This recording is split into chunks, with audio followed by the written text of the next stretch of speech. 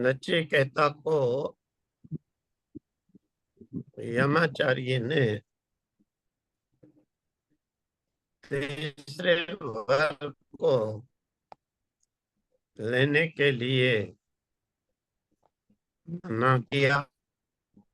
उसके बदले में दूसरे वर्ग को मांगने के लिए कहा, क्योंकि इस विद्या ब्रह्म के विद्या के अधिकारी के परीक्षण में ये सब प्रक्रिया आती है कि जो इस प्रकार से संसार की वस्तुओं में अटका है वो इस विद्या को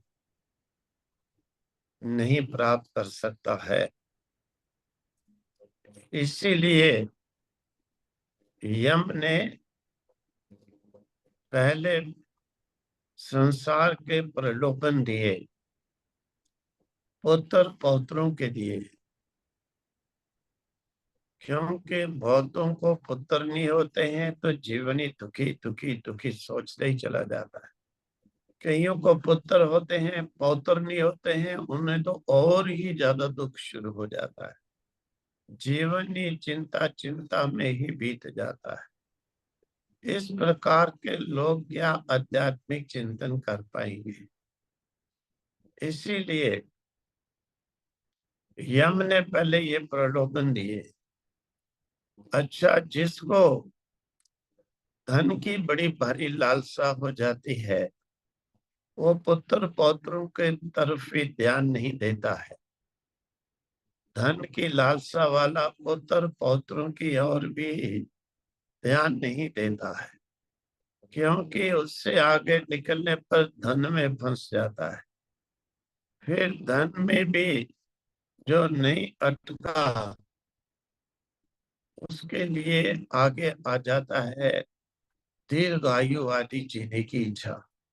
लेकिन नचिकेता ने उन सब प्रलोभनों को त्याग दिया और अपने तीसरे वर्ग को आत्मा के रहस्य को जानने के लिए यम से प्रार्थना की।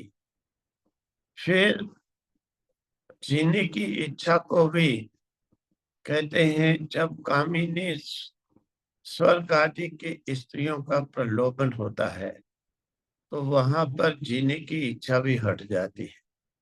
जिए न जिए, जैसे मिलिटेंट लोग होते हैं, इनको मिलिटेंसी के लिए कैसे तैयार किया जाता है। इनको ये कहा जाता है तुमको आगे बदतर हुर्रे मिलेंगी। इसीलिए वो जीवन मरण एक करके मिलिटेंसी के लिए निकल आते हैं। उन्हें मालूम है मरना ही है, और वो समझाने वाले कहते हैं तुम मिलिटेंसी करते मरोगे, आगे तुमको बदतर हुर्रे मिलेंगी। तो ये चीज देखी गई है।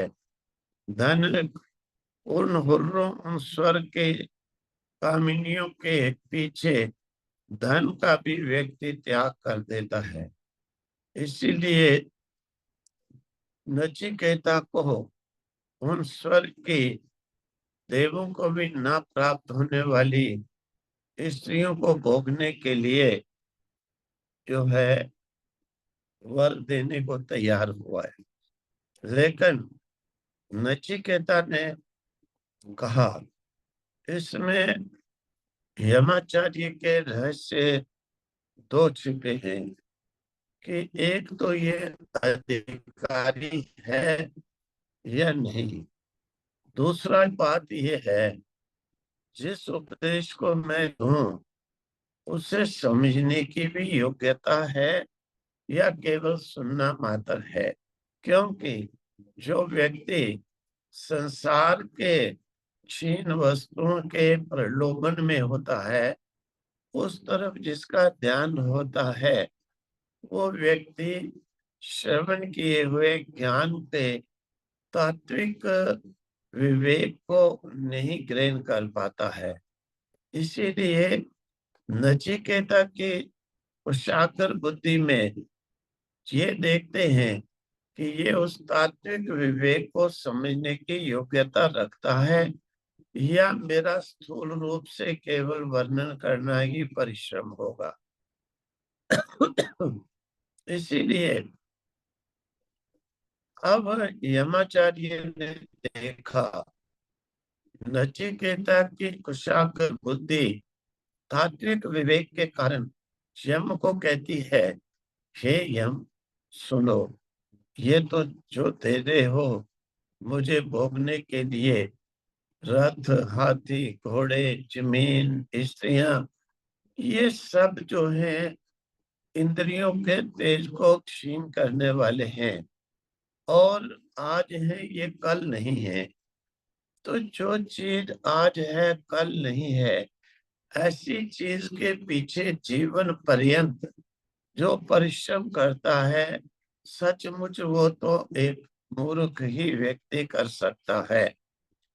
क्योंकि जिसे मालूम है कि ये वस्तु आज मैं ले रहा हूँ, कल मेरे पास नहीं रहेगी, तो कैसा मूर्ख होगा कि उस वस्तु के लिए इच्छा करेगा।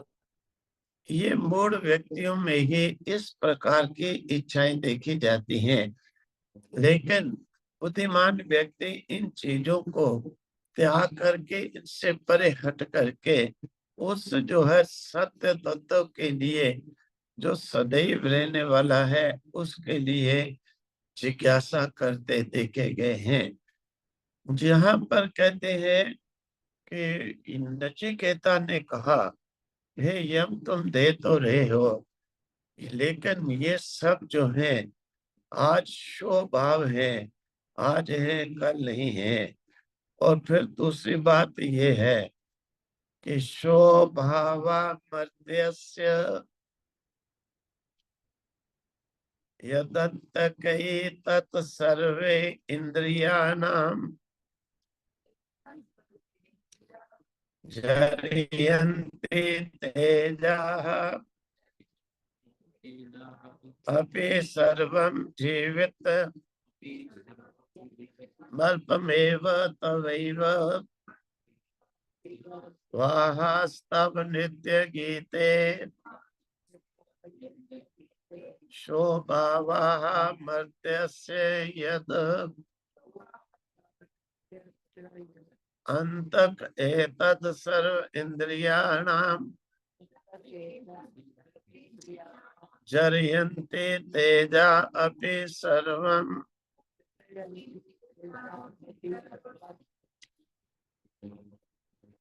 जीवितम अल्पम एव तव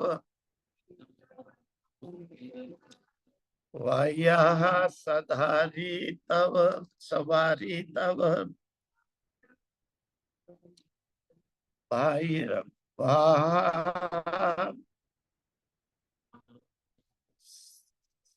तव नित्य गीते न वित्तेन तर्पणीयो मनुष्यो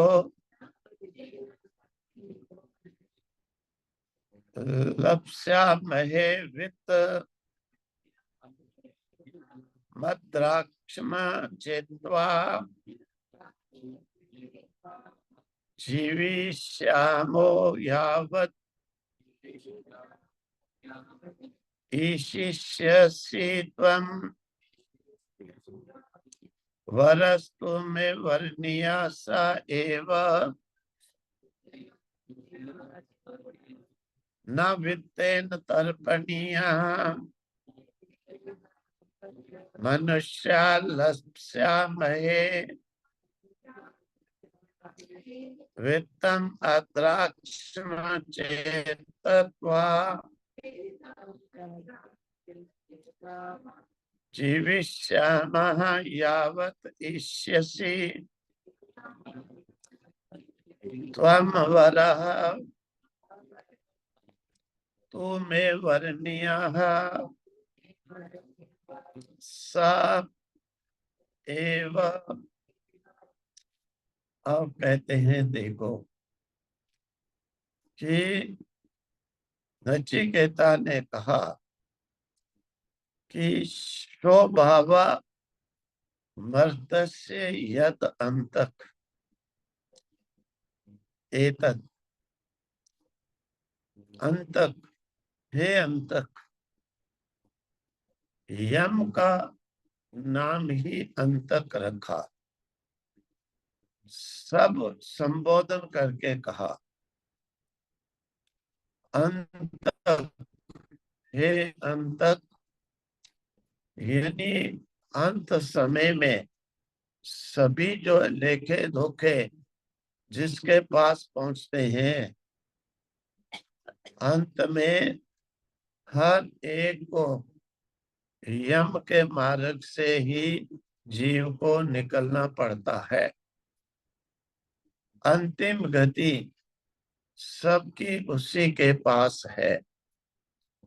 पुण्यात्मा व्यक्तियों के लिए, यज्ञ याग दान धर्म करने वालों के लिए, वो देवों के यजन करने वालों के लिए वो धर्मराज के रूप में उनकी गति को निर्णित करते हैं। और जो व्यक्ति सात्विक शुभ देवादि विषय कर्म नहीं करते, ऐसे पापात्माओं के लिए वही यमराज के रूप में अपने गणों को लेकर क्रूर स्वभाव वालों को उसके साथ जो है बर्ताव करते हैं, यानी उसके कर्मों का फल देते हैं। इसीलिए यम को अंत कह करके भी पुकारा कि अंतिम सबकी गति वहीं पर ही होगी, उससे बच करके कोई नहीं जा सकता है। हे अंतक एतद, ये जो स्वभाव मर्त्यस्य, मरण धर्मा जो मनुष्य है, मरण धर्मा जो मनुष्य है, यानी जिसका मरण निश्चित है, ये जो मनुष्य शरीर है ये कल तक रहने वाला स्थायी नहीं है।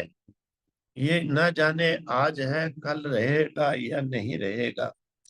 इसीलिए सर्व इंद्रियाणां जरियन्ति तेजा अपि सर्वम जीवितम अल्पम एव तव एव वाहा तब नित्य गीते। ये जो सर्व इंद्रियाणां, सब इंद्रियों के तेजा जरियन्ति, तेज को क्षीण करने वाला है, यानी इंद्रियों को दुष्ट मार्ग पर ले जाने वाला है। ये शरीर के अंदर मम भाव होने पर ही, शरीर में अत्यंत प्रीति होने पर, शरीर के भोगों विषयों में ज्यादा आसक्ति होने के कारण ये इंद्रियां जो हैं, ये इंद्रिय बल से क्षीण होकर केवल जो है अपने विषयों में ही विषय रूप बन जाती हैं, यानी इनकी शक्ति बल नष्ट हो जाता है। इसीलिए जीवितम अल्पम, ये थोड़ा सा अल्प जो जीवन है, अल्पम जीवितम, ये जो थोड़ा सा जीवन है कि जिसका आज है कल मालूम नहीं रहेगा या नहीं रहेगा, इस जीवन में तब नित्य गीते तुम्हारे द्वारा ये वाहन, वाहन यानी सवारी, हाथी घोड़े रथ और स्त्रियां आदि, इनसे क्या तृप्ति होनी है, क्योंकि ये रहने वाला ही नहीं शरीर, तो ये कब तक रहेंगे। इसीलिए हे यम, न वित्तेन तर्पणीया मनुष्य, मनुष्य को धन जो है कभी तृप्त नहीं कर सकता है, क्योंकि ये चीज ही ऐसी है, इससे कोई तृप्त हुआ ही नहीं। कहते हैं एक राजा का बार्बर था, उसके बाल काटने आया तो बड़ा दुखी, ध्यान उसका चिंता में दुख में, कभी कैंची इधर लगा दे। राजा ने कहा, अरे क्या बात, किधर है तेरा ध्यान? बहुत दुखी हूँ महाराज। अरे क्यों दुखी है?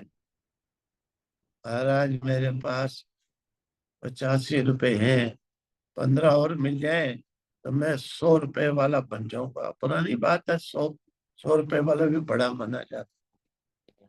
राजा ने कहा, अगर यही दुख है तो चल ले 15 रुपए, 100 रुपए वाला बन गया।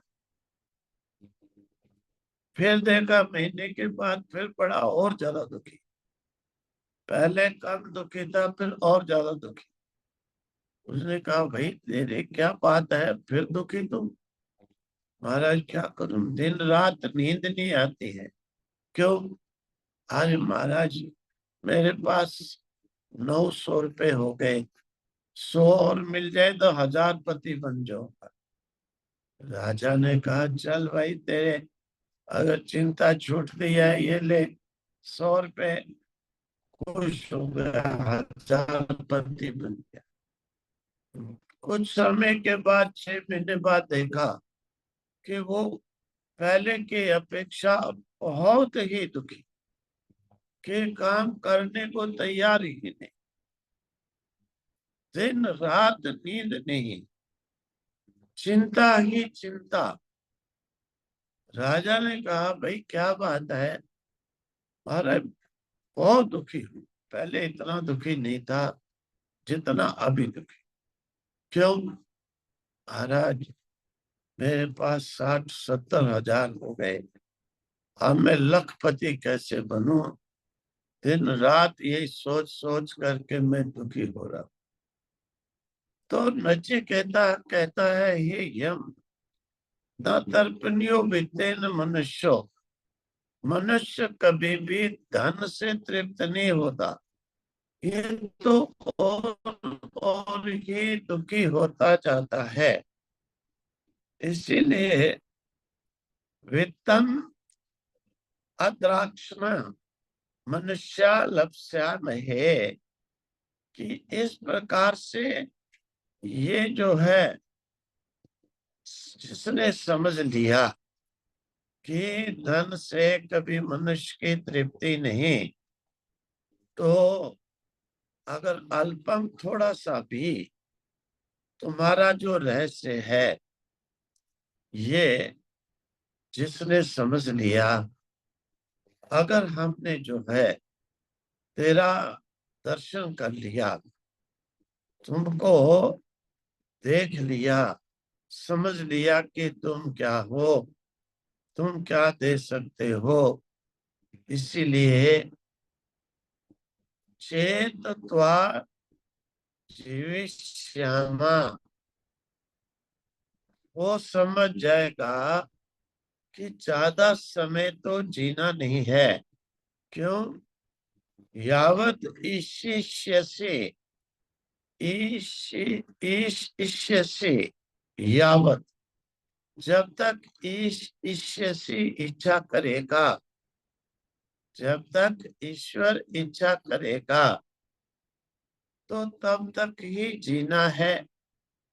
फिर जी करके जो भोग भोगे जाते हैं, वो भोग कब तक भोगेंगे?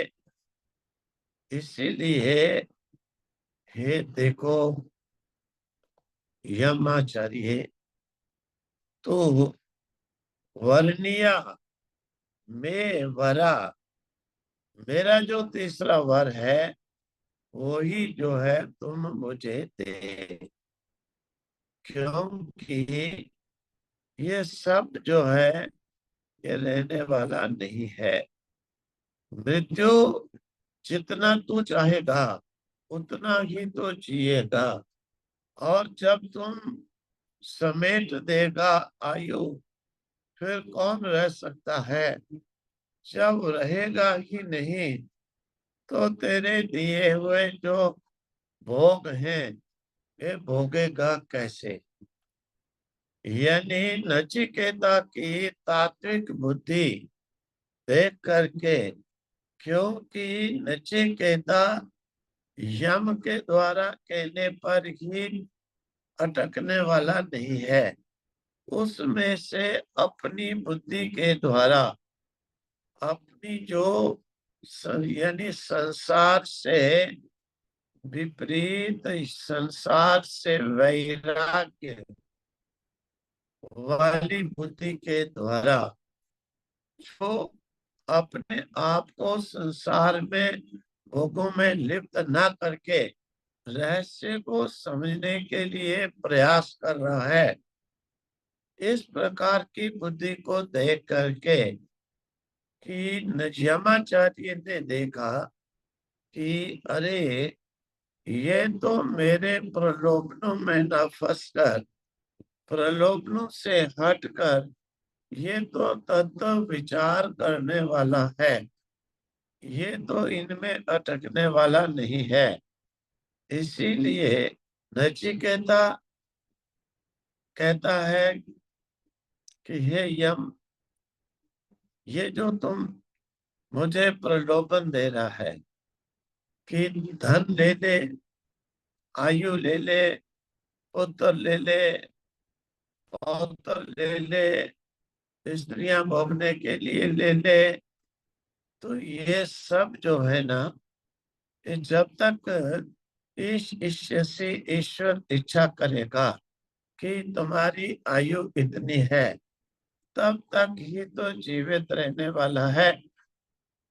जब जो है इससे ईश्वर की इच्छा ही नहीं होगी तो रहने वाला नहीं। जब रहने वाला नहीं तो फिर इन्हें भोगेगा कहाँ से, भोग भी नहीं सकता है। इसीलिए अब जो है नचिकेता ने कहा, हे यम, तुम मुझे जो मैंने कहा तीसरा वर वही तुम मुझे दो। इस प्रकार से नचिकेता को और प्रलोभन देकर के, क्योंकि जो व्यक्ति इधर भी नहीं अटका, उसके अटकाने के लिए आगे यम ने और चीजें रखी। अब नचिकेता की जो तात्विक विवेक बुद्धि थी, कुशाग्र बुद्धि के कारण नचिकेता ने विचार करके उसका अभिप्राय यम को कह दिया, हे यम, ये सब जो है ना, ये आज है कल नहीं। किसके पास कौन सा भोग कब तक भोगेगा। ये जवानी है, बुढ़ापा आता है, सब क्षीण हो जाता है। कहाँ का भोग आज है, कल ठोकर लगी प्राण निकल जाएंगे, क्या भोगेगा। सब तो यही छोड़ करके जाते हैं। कितने कितने बड़े राजे महाराजों के नाम हुए, लेकिन उनके राज्य यही हैं, वो यहाँ से चले गए। जब वो ही नहीं ले गए तो मैं कहाँ से ले जाऊंगा। इसीलिए इन सब चीजों को छोड़ मुझे मेरा वर वो दे। तो आज इतना ही। ओम तत्सत, ओम तत्सत।